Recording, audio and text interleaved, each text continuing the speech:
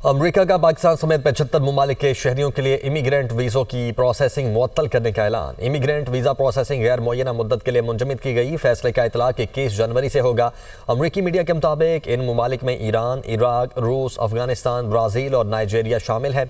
Pakistan, Bangladesh, Azerbaijan, मिस्र, Kuwait, उर्दन भी शामिल। काज़ाख्स्तान, किर्गिस्तान, लिबनान, मराकश, नेपाल, कोलंबिया, क्यूबा, एथोपिया के लिए भी इमिग्रेंट वीज़ा प्रोसेसिंग रोक दी गई।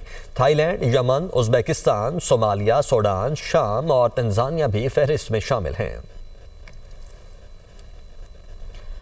अमेरिका का पाकिस्तान समेत 75 ममालिक के शहरियों के लिए इमिग्रेंट वीज़ों की प्रोसेसिंग मुअत्तल करने का ऐलान। इमिग्रेंट वीज़ा प्रोसेसिंग गैर मुअय्यना मुद्दत के लिए मुंजमद की गई। फैसले का इतलाक 21 जनवरी से होगा। अमरीकी मीडिया के मुताबिक इन ममालिक में ईरान, इराक, रूस, अफगानिस्तान, ब्राज़ील और नाइजीरिया शामिल है।